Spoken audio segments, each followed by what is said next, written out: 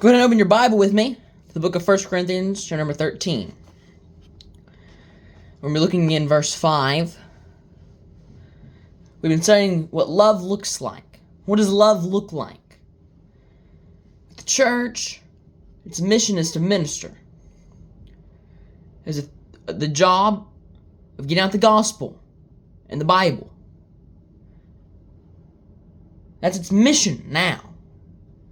But if it's not done in love, the service is pointless. Because it's supposed to be done in love. So what does it look like to love? That's what we've been studying. And we come down to verse 5. Doth not behave itself unseemly, seeketh not her own. One more time. Doth not behave itself unseemly, seeketh not her own. In 1945, the world met Yosemite Sam. Yosemite Sam is an angry, mean cowboy who's always fighting Bugs Bunny. Maybe you've seen one of those old Looney Tunes cartoons of Bugs Bunny and Yosemite Sam, the angry cowboy, always trying to get Bugs Bunny, but Bugs Bunny is always able to outsmart him.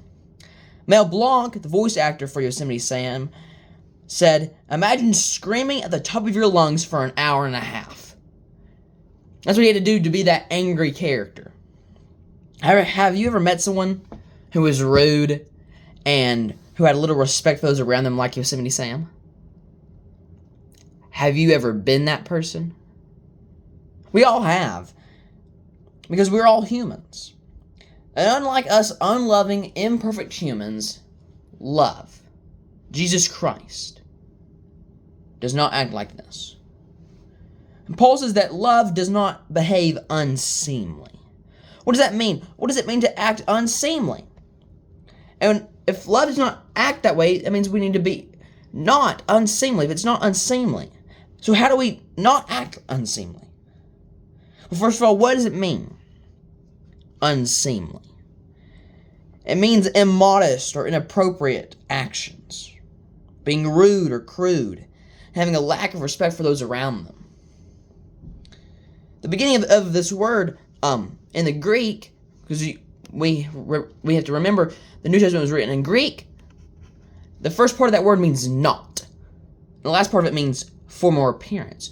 So it means to act out of proper form, act out of proper appearance. When someone says you're being ugly towards someone, you're being unkind. That's the picture that we have from that word.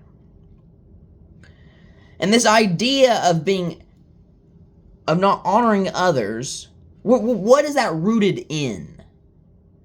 Well, it's rooted in pride.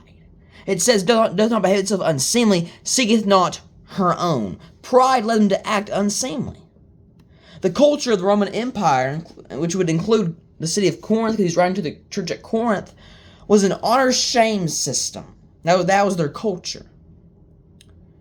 The reputation and status of someone's family and oneself was the focus of this culture. An honor-shame system. Does this honor the gods? Does this honor my family? Does this honor me? How is shame? And many times, to gain more honor, you would actually shame those that are less than you in the social status classes.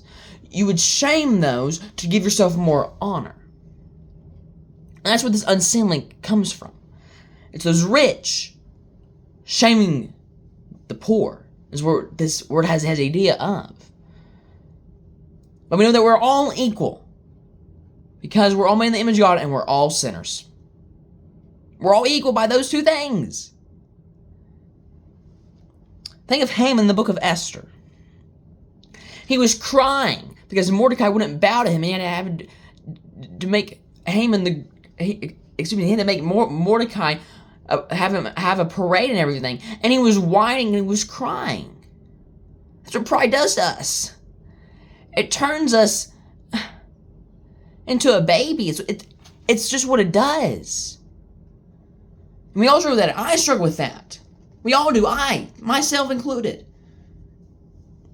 We all struggle with this. Pride leads us to act immaturely. And that can come in many different forms. Personally, that's with my mouth. Sometimes I just don't know when I need to stop talking. But maybe that's different for you. Maybe it's how you treat a certain person you know. Just those different things. Oh, Obadiah said, the pride of thine heart, he's speaking to Edom.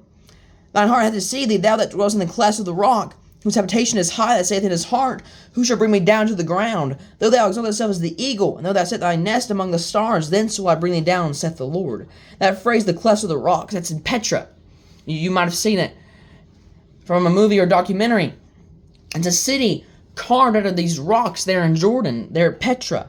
And they were literally in the clefts of the rocks. But they were also spiritually in their heart. They thought they were the mightiest. Not spiritually, excuse me.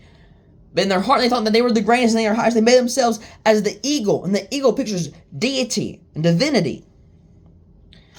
This will lead to our destruction. There's no more Edom. Jordan is not Edom today. No. Edom's done. It's gone. It's forever done. They're all dead. So how do we not act unseemly? Because we see how this makes us, it destroys us. And it hurts others and it destroys our testimony. First of all, to not do this, we gotta remember others. How they feel. Will this honor them? Not will it honor me, but will it honor them? And as we do that, we're forgetting ourselves. We gotta forget ourselves. That's the second thing. We gotta forget ourselves to honor others. Not just does this honor me, but does this honor them? And so we must honor others by serving them, not ourselves, for the glory of God. And when we do that, we honor others. We honor others. As we serve them, but also we're honoring God, because He wants us to serve others. Let me read you a story, and we'll conclude. In 1872, Reverend Alistair Thorne was privileged to pastor St. Jude's Church in London, in East London. That was a church. He was part of the Church of England, and as a person being in the Church of England, as a pastor of this church, he was a gentleman. That was his social standing. And every Thursday, he would go to the shipyards by the Thames River. And though he was in a nice tailored waistcoat, Thorne sat down in the mud with a group of poor children. And he put out a pack of cards. Oh, how scandalous, those cards. And an old dirty coin. He did tricks with the cards and found a coin behind the youngest child's ear. And Thorne told those children, the world thinks you're invisible, but grace is like this coin. It's always there, even when you can't see it. You just need someone to look in the right place. But when the Bishop of London heard about a gambling preacher with cards, he summoned Thorne to his office. The bishop told him this was unbecoming of your station, that meaning your social class, because as I said, he was a gentleman. And Thorne, without even blinking, pulled out that old coin and simply said the following: Your Grace, the station of a shepherd is usually found where the sheep are. As it turns out, the sheep in my parish don't spend much time in cathedrals. They prefer the mud. He wasn't trying to honor himself. He was just trying to honor others and serve God. Love does not behave itself unseemly. It seeketh not her own. It seeks to honor others. That's what that means. Are you acting unseemly today? Have you been like that?